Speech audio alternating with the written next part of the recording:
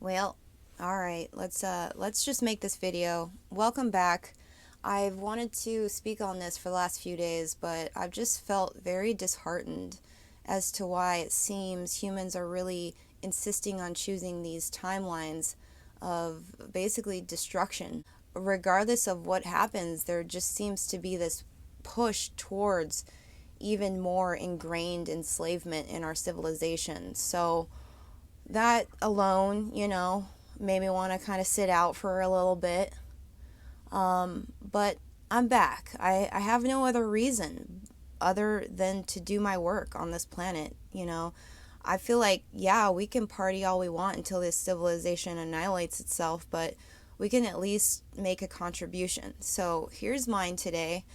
I want to speak on the shift that I went through as an individual with my own circumstance when it comes to natural disaster and government intervention.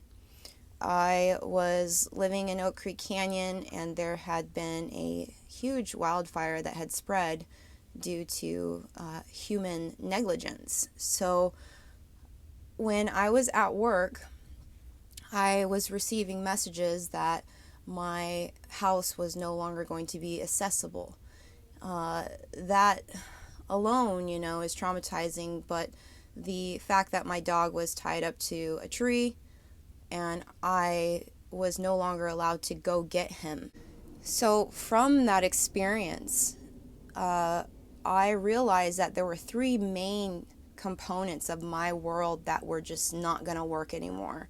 For one being that my job alone was very oppressive in the way that I didn't have time. I couldn't be outside of the workplace. I didn't have that flexibility.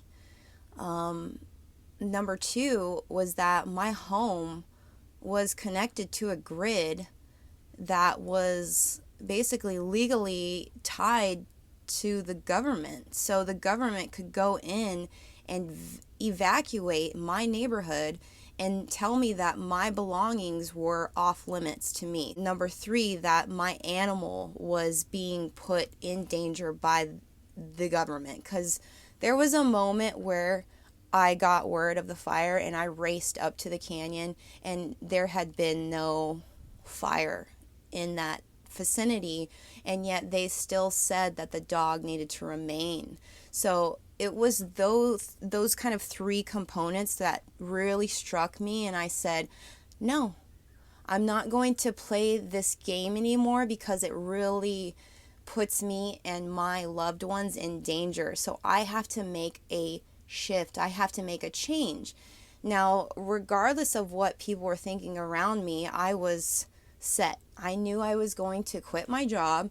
I knew I was going to leave my house, and I knew I was going to create a life that I could have flexibility and basically making a living for myself off of the grid. So that was a very interesting time because everyone around me was projecting onto me their own fear, their own need for greed, and their envy.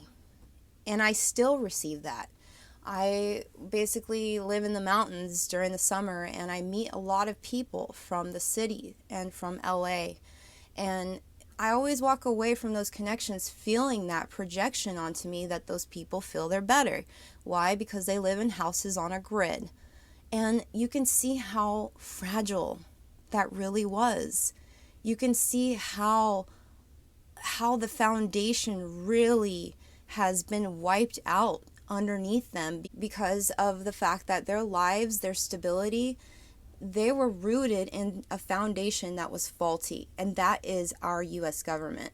We need to be real with the fact that these people are incompetent and they are corrupt. So anytime you put your livelihood, like I said, your stability in their hands, it's going to be shaken.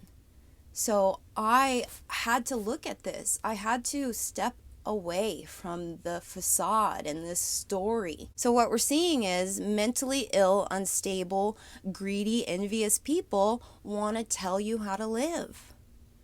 And it's not for your best good to listen. What is working for me, and it's not perfect, you guys. Yes, I've been in a crazy world. I've been out here. But I also know that I've taken a lot of my power back. We can work towards a higher version of ourselves that is, liberated from these systems.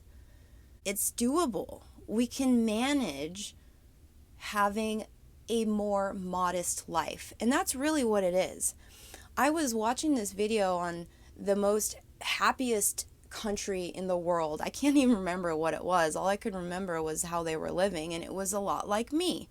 Very modest, within their means, just nothing over the top. Finding those small little things that really bring joy and focusing on that and letting all of these earthly distractions fall away.